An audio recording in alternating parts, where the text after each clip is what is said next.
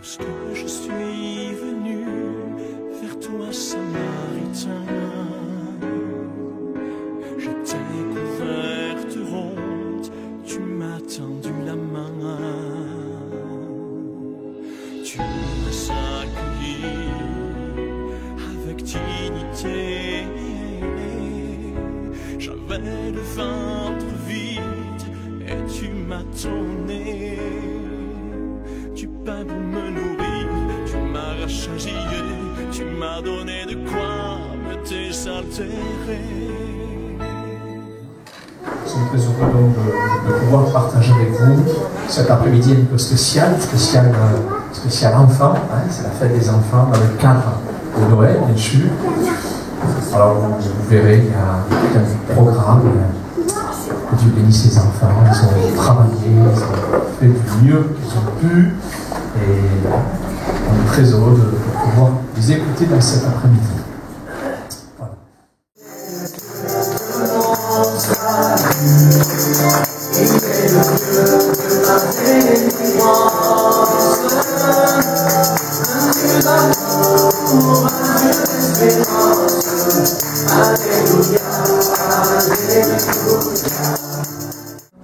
Jésus. Tu lui donneras le nom de Jésus, c'est lui qui sauvera son peuple de ses péchés. Matthieu 1, verset 21. C'est dans le monde entier, c'est par toute la terre, que le nom de Jésus ce soir est exalté. Même au milieu de ceux qui, haineux, le font taire, il résonne toujours et ne peut s'oublier. C'est le nom au-dessus de tous les noms qu'on nomme, c'est le nom du Sauveur qui nous a rachetés. C'est le seul nom puissant qui soit donné aux hommes, par lequel, en tout temps, partout, ils sont sauvés. Si le monde le hait, cette haine implacable ne peut ôter le fait qu'un Sauveur éternel est venu à Noël, naître en une humble étable, pour mourir au calvaire et nous ouvrir le ciel. De la crèche à la croix, son œuvre est accomplie. Il est vivant et l'Église attend son retour. Celui qui croit en lui à l'éternelle vie, à Noël, adorons en Christ ce Dieu d'amour. Jésus le Sauveur. Pourquoi Jésus vint-il sur cette terre pour partager ici-bas notre sort? Pourquoi vint-il dans ce lieu de misère pour endurer la souffrance et la mort, pour nous sauver? Jésus laissait sa gloire, qui l'entourait dans la splendeur des cieux. Il est venu, victime expiatoire, nous apporter un salut glorieux. Pourquoi Jésus n'est-il dans l'indigence, lui le Très-Haut, lui le prince de la paix, au lieu de naître au sein de l'opulence, comme le fils d'un roi dans son palais? Jésus est né dans une obscure étable pour nous montrer, chrétiens, l'humilité. Ce roi du ciel, ce sauveur admirable, dès son berceau choisit la pauvreté. Pourquoi Jésus est-il sur cette terre, lui le saint et pur, à porter tous nos maux? Pourquoi fut-il sur la croix de Calvaire, bien qu'innocent, cloué par des bourreaux? Il a souffert, mais sa douleur expie tous nos péchés, qui nous fermaient le ciel. Jésus est mort pour nous donner la vie, et près de Dieu, le bonheur éternel.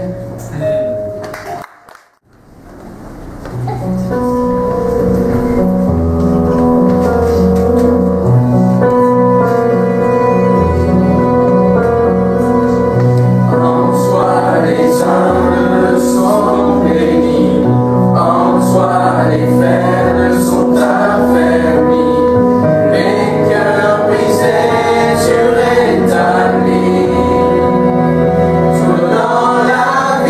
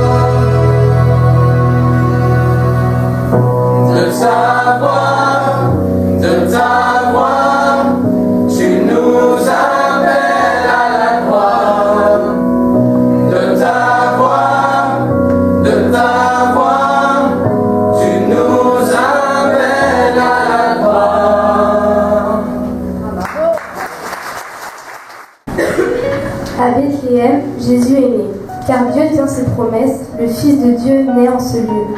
Pour sauver les malheureux, à Bethléem, Jésus est né, répandant ses largesses. Un chant joyeux, venant des cieux, annonce la nouvelle. L'homme perdu peut par Jésus être sauvé de son péché.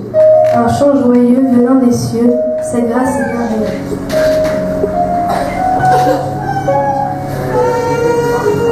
Que dites-vous que je suis?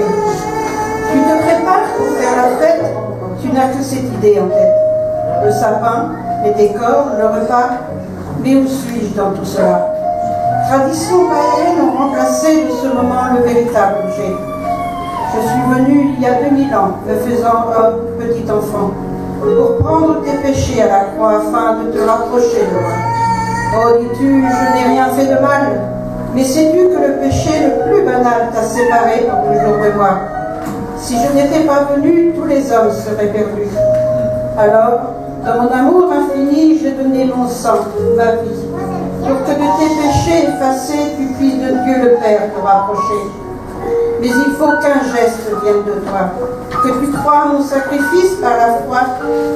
Alors, en cette fin d'année, que vas-tu fêter? Le Père Noël? Le sapin en mille éclats? Ou une nouvelle vie avec moi? N'oublie pas que les temps sont proches, que la fin du monde approche, que tu n'as plus le temps d'y penser, qu'aujourd'hui tu dois décider. Voici, dans quelques jours, cette fameuse nuit. Que diras-tu que je suis? L'appel de Noël. Noël est revenu. On le fête en tout lieu.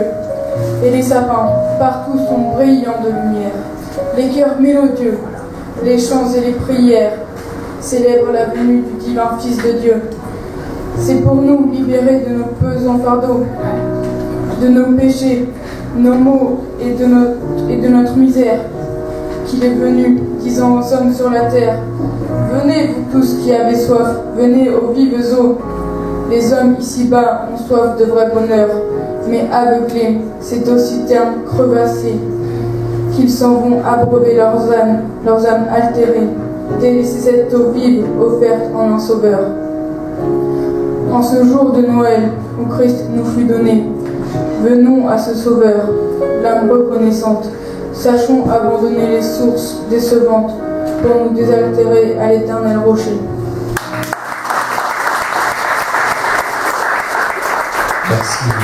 Merci pour tout ce beau poème. Et là, maintenant, on va laisser la place aux tout petits qui vont exprimer aussi à leur manière l'amour de Dieu manifesté en Jésus-Christ. Pour illustrer les vérités et les promesses de Dieu, nous avons donc imaginé cette petite histoire. Dans la grande forêt, une maman oiseau avait mis beaucoup de temps pour préparer son nid et pour pondre ses œufs. Pendant des jours et des jours, elle avait gardé ses œufs bien au chaud sous ses ailes. Et un matin, au premier rayon du soleil, des petits oiseaux sortirent de leur coquille.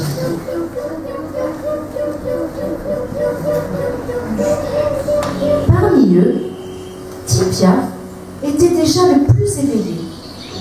Mais tous étaient si joyeux qu'ils chantaient du matin au soir.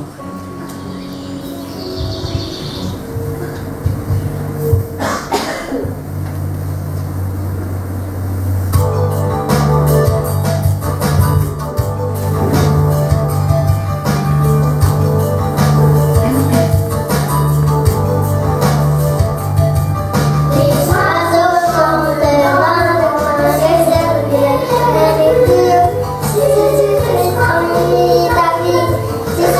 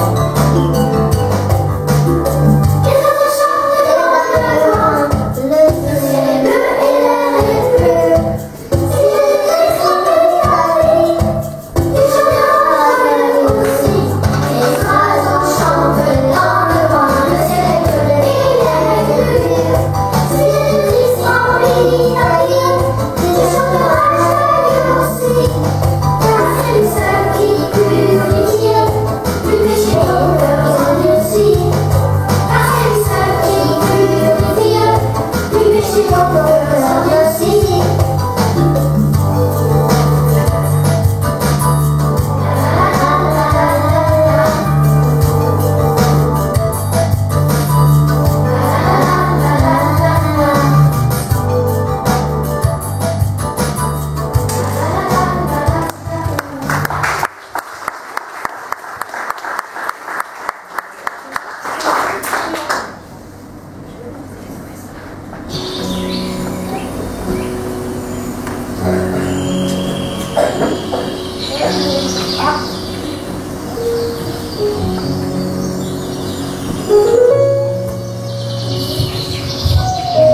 Dans notre petit lit, nous sommes à l'abri.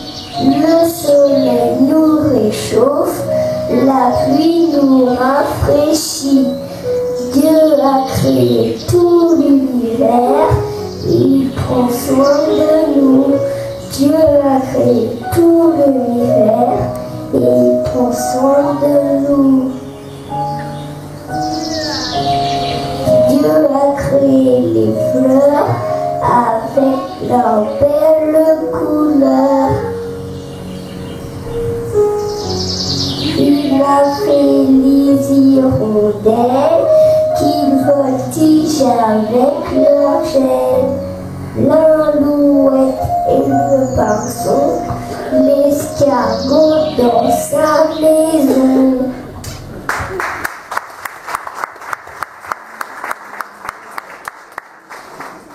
De sa maman, Tipia commença à voler. Bien sûr, elle lui faisait quelques recommandations.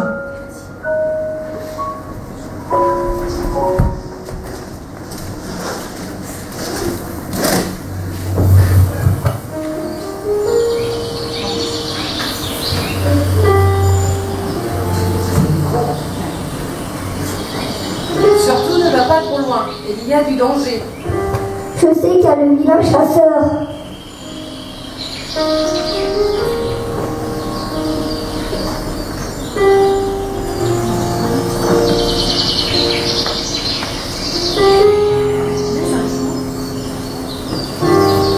Mais un jour, il s'éloigna plus qu'à son habitude et s'aventura bien trop loin du nid.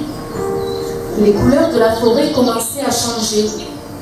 Quand soudain, un craquement de branches. Un homme avançait vers lui.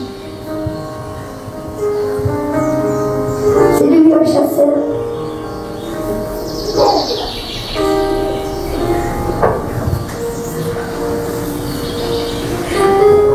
Quelle douleur! Tipia tomba au milieu des buissons.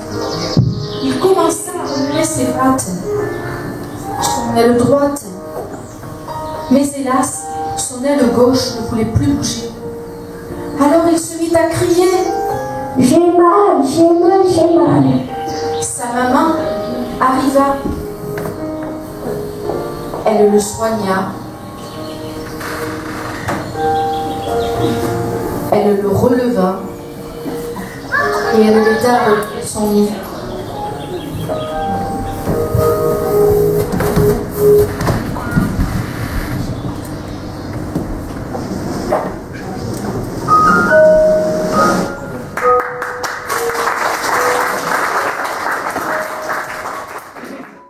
Puis recommencer à voleter autour du nid. Mais au fil des jours et des saisons, l'automne s'installa avec ses gros nuages de pluie. La pluie tombait de plus en plus souvent.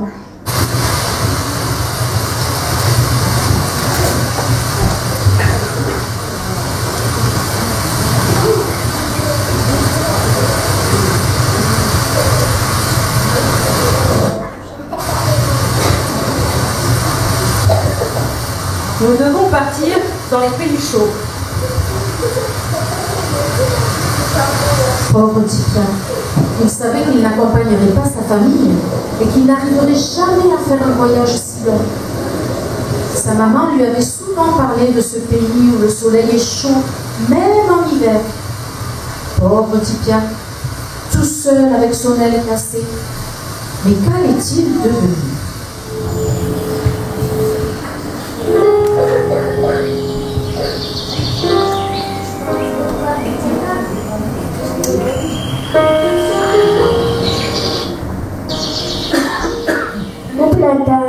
Voulez-vous me laisser vivre dans vos branches?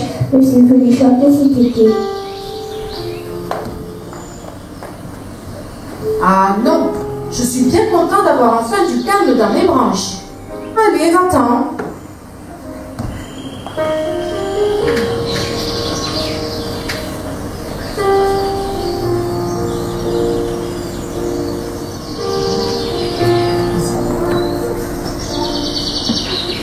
Crochet, voulez-vous me laisser vivre dans vos branches? Tu n'y penses pas. Je ne veux pas d'oiseaux étrangers dans mes branches. Allez, va-t'en.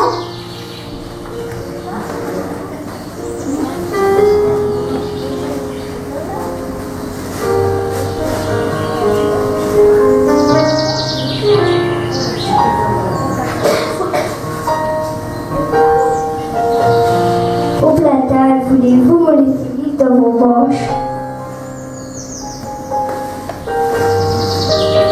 Jamais de la vie. Je n'ai pas envie d'avoir de problème. Et si un chat vient grimper dans mes branches pour te croquer? Non, je ne veux pas d'ennui. Allez, va-t'en.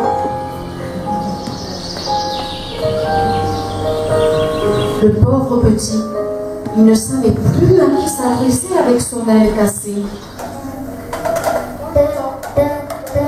Quelqu'un frappe à ma porte. Quelqu'un voudrait entrer. C'est Jésus qui veut toute le mal, qui veut toute la place. Non, non, non, une terrible fermée. Quelqu'un frappe à ma porte.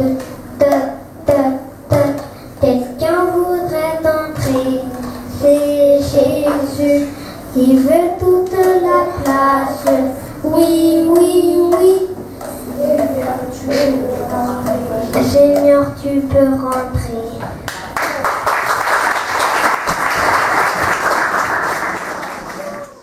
Pauvre petit, il ne savait plus à qui s'adresser avec son aile cassée. Mais bientôt, le sapin l'aperçut et lui dit: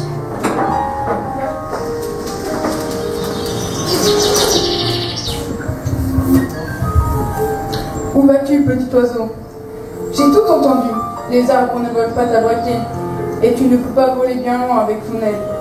Viens chez moi. Tu pourras choisir une de mes branches, celle qui te plaira. Tiens, c'est par là qu'il fait le plus chaud. Tu me tiendras compagnie et tu pourras écouter la tout l'hiver. Viens, tu n'as rien à craindre. Ainsi, le petit oiseau s'arrangea un coin bien abrité dans la plus grosse branche du sapin.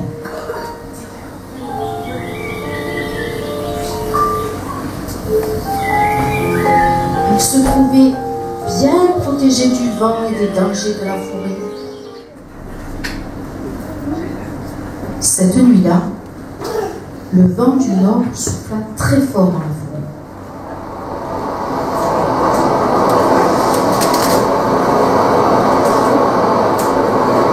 Le vent souffla sur les feuilles entourant chaque arbre. Le bouleau, le chêne, le platane, pour les dépouiller dans un sifflement glacial. Mais le sapin resta avec sa belle verdure. La pluie glissait sur ses aiguilles. À la vue de ces arbres tristes et sans feuilles, Tipia réalisa combien il aurait été dangereux de se réfugier dans leurs branches. Comme il était heureux d'être bien à l'abri et d'avoir répondu à l'invitation du sapin de la forêt.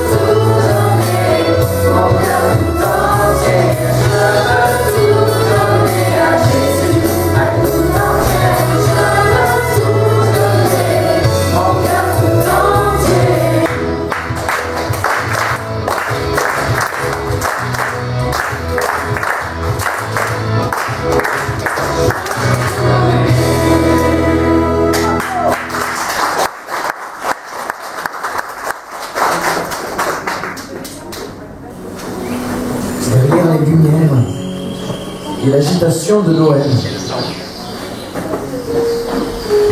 N'oublie pas, n'oublie pas que Dieu veut prendre soin de toi.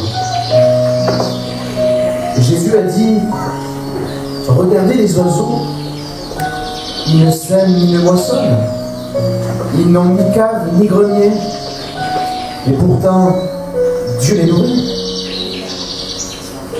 Vous valez beaucoup plus que les oiseaux. Alors donc, croyez que Dieu répondra à chacun de vos besoins.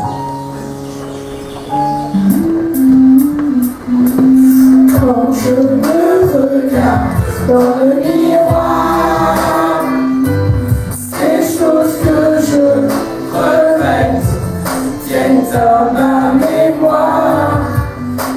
Alors tel que je suis, je reviens vers toi. Encore une fois, tu me prends dans tes bras. Quelques semblable à toi, qui efface les fautes et qui pardonne les péchés, qui ne garde pas sa colère à jamais, mais qui prend plaisir à faire grâce, à faire grâce.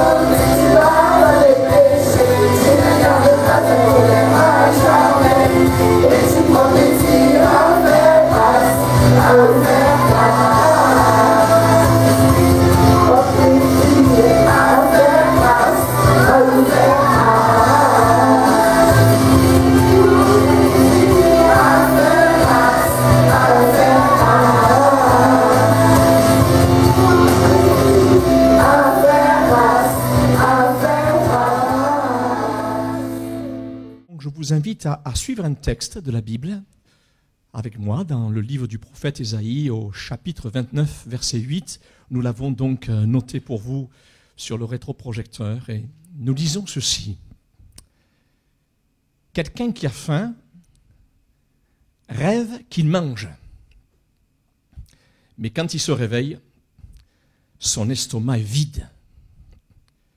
Quelqu'un qui a soif rêve qu'il boit, mais quand il se réveille, il est fatigué et sa gorge est sèche.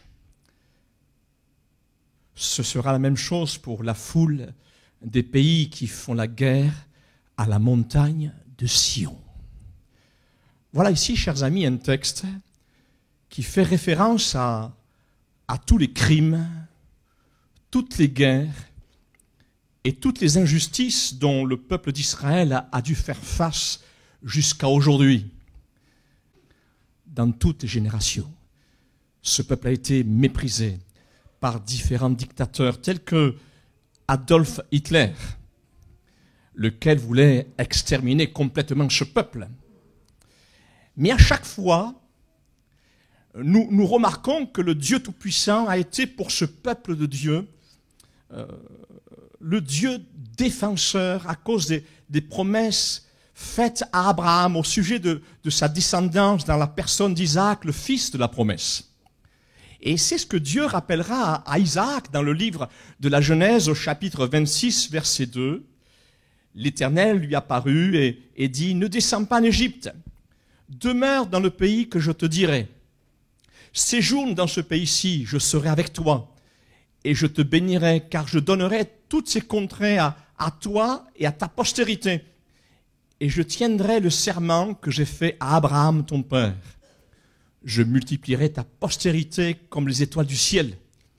Je donnerai à ta postérité toutes ces contrées, et toutes les nations de la terre seront bénies en ta postérité, parce qu'Abraham a obéi à ma voix et qu'il a observé mes ordres, mes commandements, mes statuts et mes lois. » Chers amis, j'aimerais vous dire que la protection de Dieu au milieu d'un monde totalement désordre est une grande réalité pour tous ceux qui, comme Abraham, obéissent et observent les commandements de Dieu. Et il se peut que vous soyez dans le danger de différentes manières, dans l'angoisse, dans le désespoir. Dieu vous invite à vous abriter sous ses ailes, telle une maman poule qui rassemble ses petits sous ses ailes.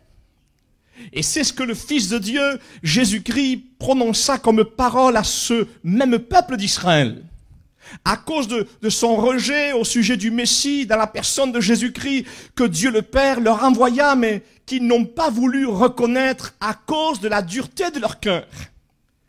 Et dans l'Évangile selon Luc, au chapitre 13, verset 34, le cœur attristé, Jésus prononcera ces paroles. « Jérusalem, Jérusalem qui tue les prophètes et qui lapide ceux qui te sont envoyés, combien de fois ai-je voulu rassembler tes enfants comme une poule rassemble sa couvée sous ses ailes, et vous ne l'avez point voulu. » Oh, chers amis, ne commettez pas la même erreur, au risque de passer à côté du bonheur.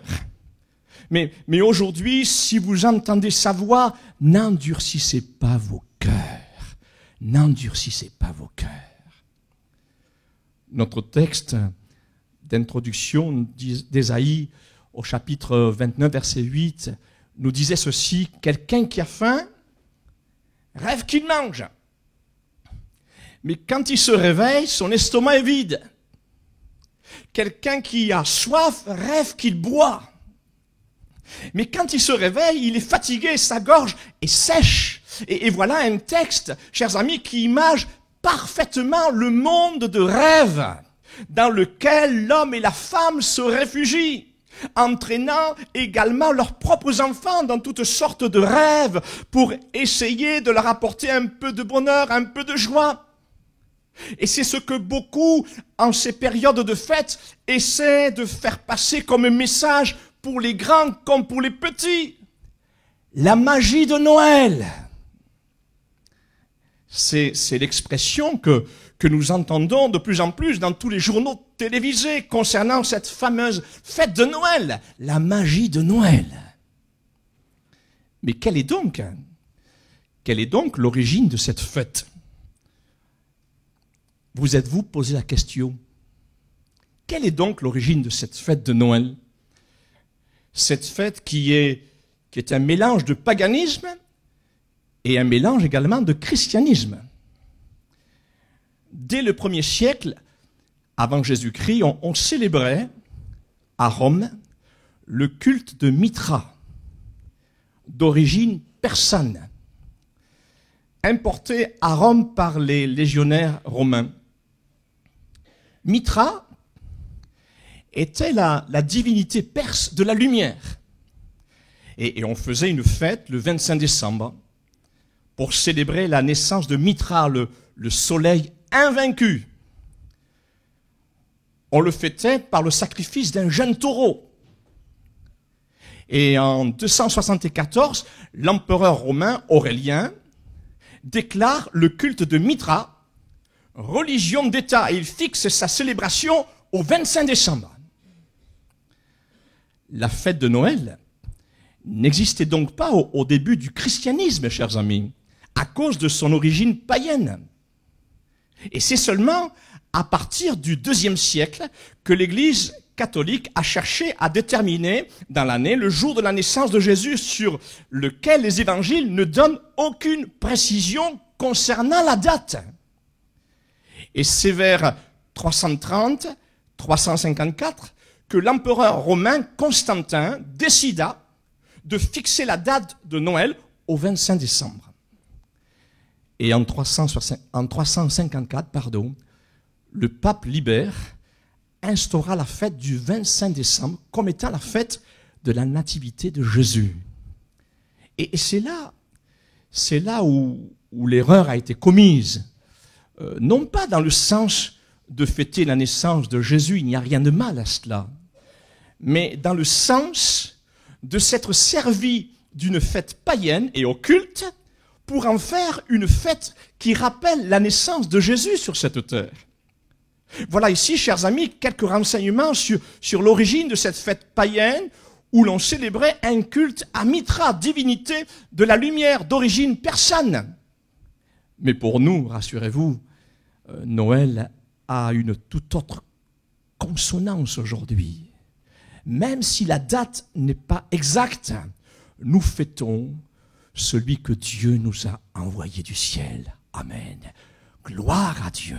Afin de sauver les hommes de leurs péchés. Nous fêtons celui en qui nous avons placé toute notre foi. Et c'est ce que j'aimerais vous chanter. Avec la foi, on peut voir des miracles. N'est-ce pas, Jean-Pierre?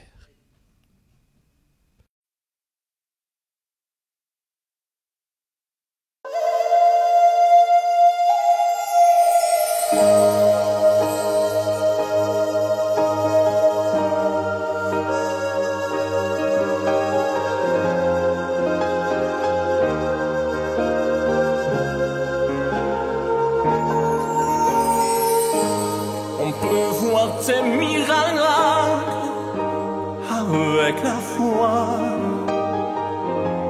car dans l'espoir il faut y croire. La foi peut faire tomber tous les obstacles. La foi peut faire tant de miracles. On en voit quand on croit.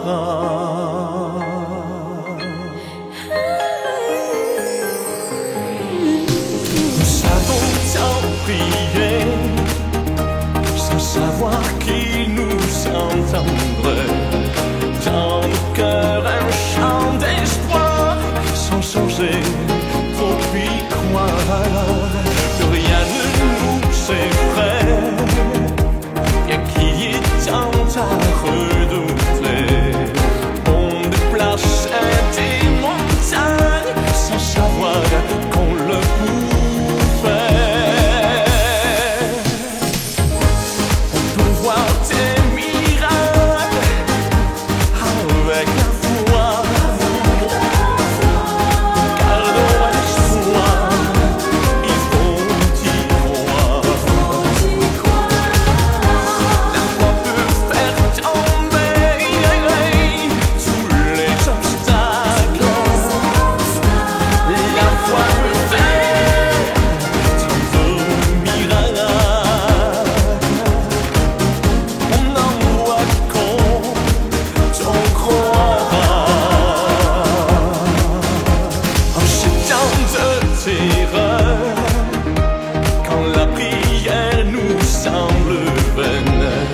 L'espoir et loin sont éteints, toujours vite envolés. Pourtant moi je demeure, le cœur rempli de joie sereine.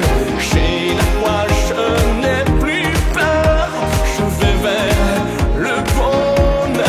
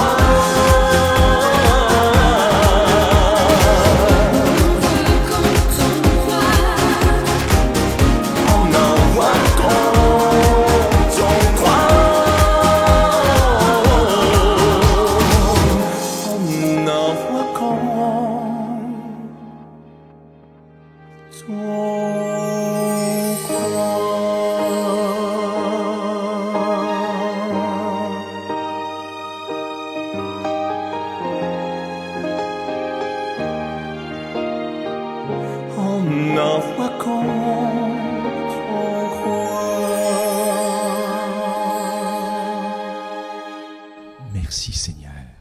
Merci pour le miracle que Dieu nous a donné dans la personne de Jésus-Christ. Et nous fêtons aujourd'hui, nous fêtons dans ces jours ce grand miracle venu de la part de Dieu. La magie de Noël. C'est ce que nous entendons de plus en plus. Et nous vivons dans un monde de magie. Nous vivons dans un monde de rêves. Et les gens deviennent de plus en plus impersonnels. Et tout le monde refait tout le monde.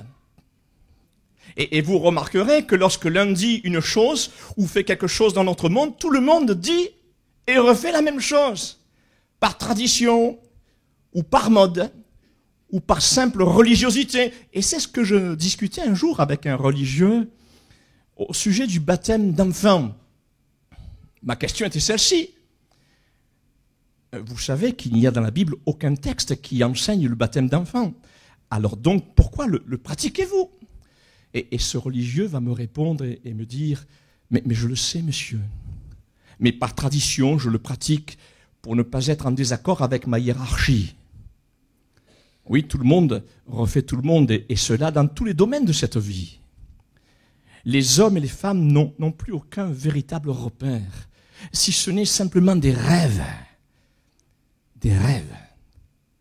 Mais les rêves, chers amis, ne sont que des illusions.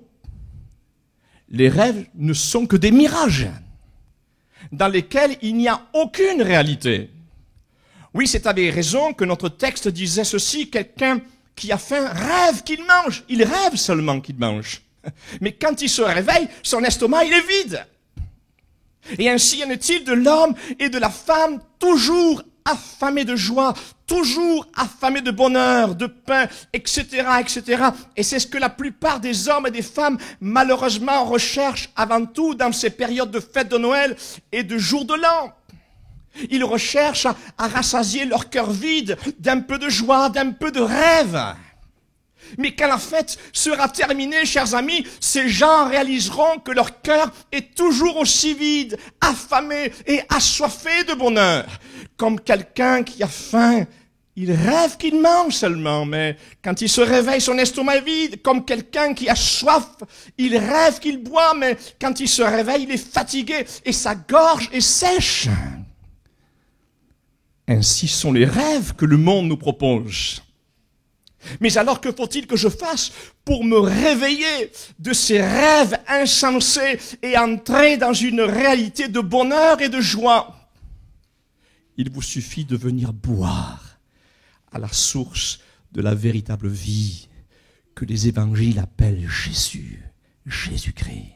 Jésus est véritablement ce pain de Dieu qui est descendu du ciel pour rassasier notre âme affamée de bonheur.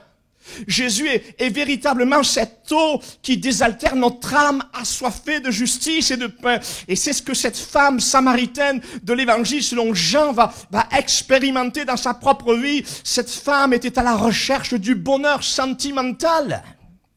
Le texte nous dit, l'histoire nous dit qu'elle en était à son 5e mari et le 6e homme avec lequel elle partageait sa vie était son concubin.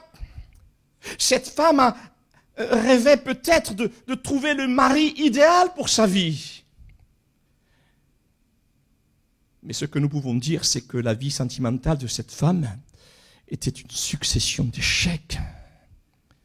Et que d'hommes et de femmes dans ce même cas. Mais l'histoire de cette femme nous dit que Jésus va aller à sa rencontre, non pas pour la juger, mais pour lui tendre une main secourable. Et cette femme va réaliser que Jésus est véritablement cette source d'eau vive qui désaltère l'âme assoiffée de bonheur. Chers amis, Jésus est semblable à ce bon Samaritain qui tend ses mains à tous ceux qui sont dans le besoin. Oui, Jésus ne vous rejette pas, mais il désire que vous réalisiez dans quel état vous vous trouvez afin de vous porter secours. Et c'est ce que cette femme samaritaine va réaliser face à Jésus concernant le désordre de sa vie sentimentale.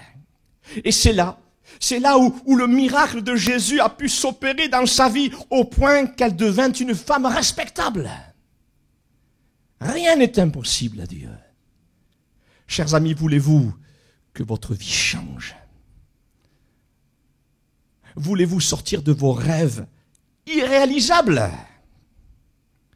Laissez Jésus réveiller votre vie, afin que vous puissiez ouvrir vos yeux sur une nouvelle vie avec lui.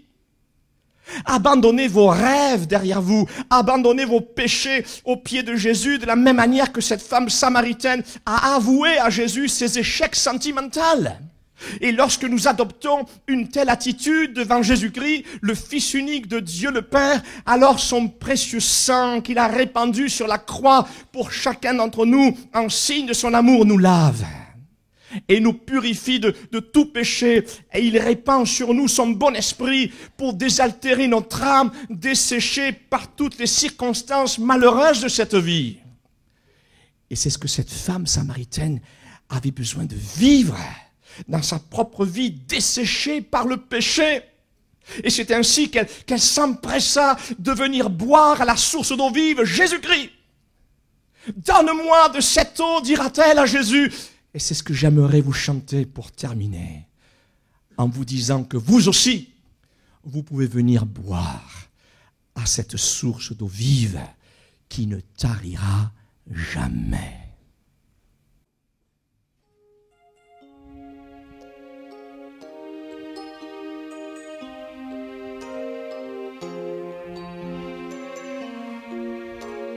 Alors là, on fait un grand saut en arrière, plus de 2000 ans en arrière, et là se trouve cette femme samaritaine assise au puits de Jacob, et Jésus est avec elle, et ils vont avoir une conversation qui va changer le cours de la vie de cette femme. Et c'est ce que Dieu veut pour toi dans cet après-midi.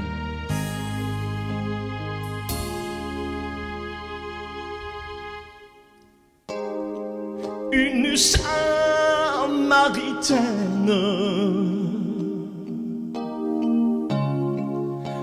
puisait de l'eau. Là Jésus, fatigué de son voyage, était assis au bord du puits. Il lui dit, donne-moi à boire.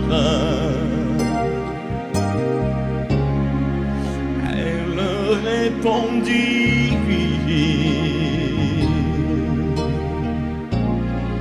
comment toi qui es juif demandes-tu à boire à moi qui suis une samaritaine?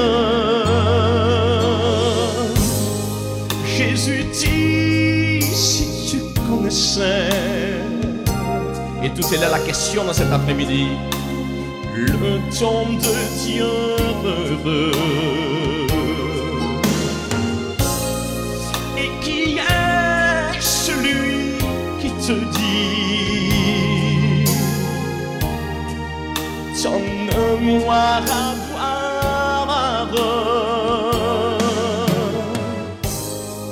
Tu aurais toi-même demandé te donne à boire, et il t'aurait donné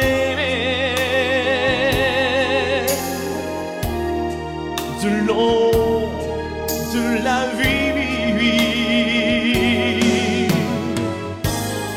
Celui qui boira de l'eau que je lui donnerai deviendra en lui source de vie. Celui qui boira de l'eau que je lui donnerai deviendra en lui source de vie. Seigneur, donne-moi de cette eau. Cette femme à la compris, afin que je n'ai plus soif et que je ne vienne plus ici à la routine de la vie. Donne-moi cette eau de la vie, change ma vie, Seigneur. Mais Jésus dévoile dévoilant sa vie. Dieu nous connaît parfaitement. Elle lui dit: Seigneur, je vois que tu es un prophète, et plus qu'un prophète, tu es le Fils de Dieu. Et se voyant découverte, elle lui dit: donne-moi de cet eau pour que je n'ai plus soif. Donne-moi de cette eau de la vie. Oh, celui qui boira cette eau que je lui donnerai deviendra en lui source de vie. Donne-moi de cette eau pour que je n'ai plus soif. Donne-moi de cette eau de la vie. Oh, celui qui boira cette eau que je lui donnerai deviendra en lui source de vie. Gloire à Dieu. Merci Seigneur.